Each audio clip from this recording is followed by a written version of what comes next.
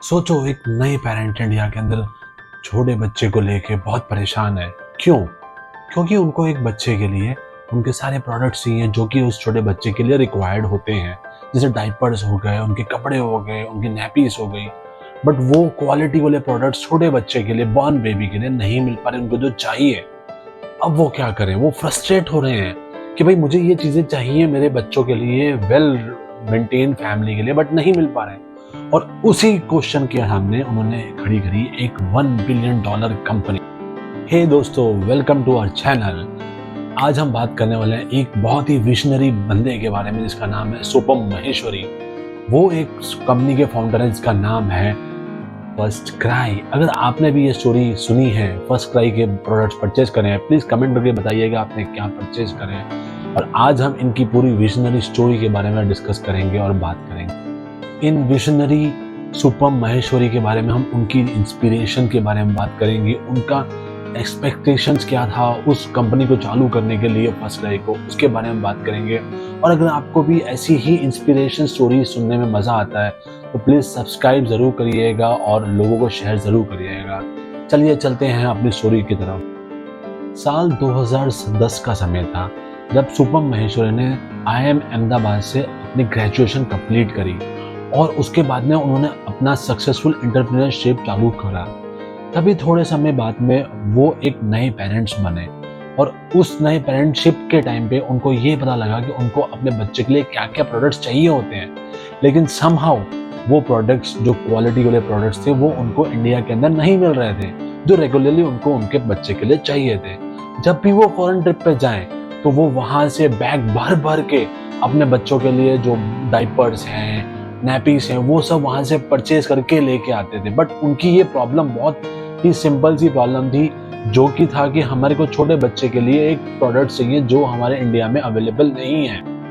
पर ये जो प्रॉब्लम है ये सिर्फ सुपम महेश्वरी की नहीं थी, ये प्रॉब्लम हर एक नए पेरेंट्स की है जो बेसिकली ये रोज फेस करते हैं और वो फ्रस्ट्रेट होते ही रहते हैं। और इसी फ्रस्ट्रेशन के साथ में सुपम महेश्वरी को एक सिंपल सा आइडिया आया कि ये प्रोडक्ट जब इंडिया में अवेलेबल नहीं है तो क्या हम ऐसी एक जगह बनाएं जहाँ पे ये सारे प्रोडक्ट बच्चों के रिलेटेड हम उनको दे पाएं और उनको क्वालिटी चीज मिल।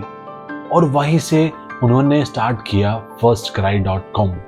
सुपम महेश्वरी ने शुरुआत करी firstcry.com की अपने एक पुराने ही एंटरप्रेन्योर फ्रेंड के साथ में, अमिताभ साहा के साथ में।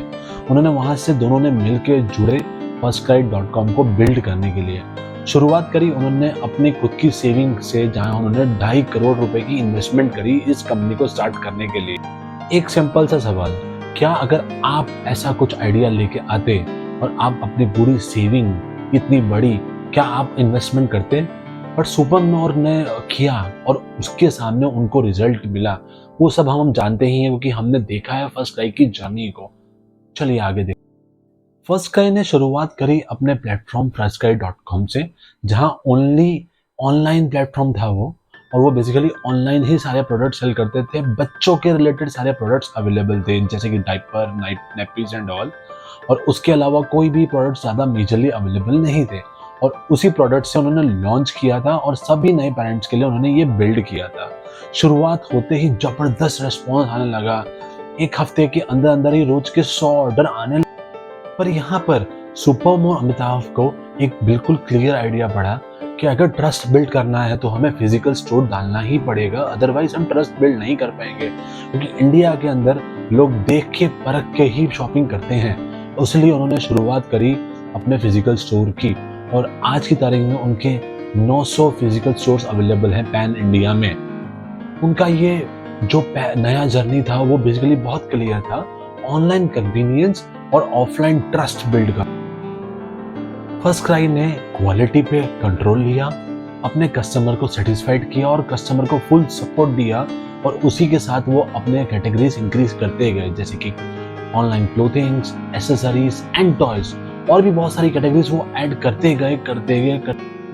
कंपनी ने बड़े इन्वेस्टर के सामने अपने आप को अट्रैक्ट किया। पहली इन्वेस्टमेंट इतनी बड़ी $582 मिलियन की इन्वेस्टमेंट आई, जिससे कंपनी की वैल्यूएशन हो गई $1.9 बिलियन की, वो भी 2021। पर एक स्टार्टअप से यूनिकॉर्न बनने की जर्नी पे सबसे मोस्ट इम्पोर्टेंट चीज क्या थी फर्स्ट क्राई के लिए एक सिंपल सी थ्योरी थी कि पेरेंट्स की सुनो, इम्प्लीमेंट करो और क्वालिटी पे कोई कॉम्प्रोमाइज मत करो। Supam Maheshwari as a founder बहुत बढ़िया इंसान है, बट वो एक सीरियल एंटरप्रेन्योर भी है, क्योंकि फर्स्ट क्राई स्टार्ट करने से पहले ब्रेन विज़ार्ड टेक्नोलॉजी करके उनकी खुद की कंपनी थी, जो बेसिकली उन्होंने बहुत ही सक्सेसफुली दूसरों को सेल करी। उनका बैकग्राउंड बहुत simple, Delhi college of engineering से इंजीनियरिंग करी, IIM अहमदाबाद से उन्होंने अपना ग्रेजुएशन MBA खत्म करा और वहाँ से उनकी नींव खड़ी हुई। बट सबसे बढ़िया ऑप्शन उनको वहाँ से मिला जब उन्होंने अपनी parenting journey start. Journey easy बिल्कुल भी नहीं थी।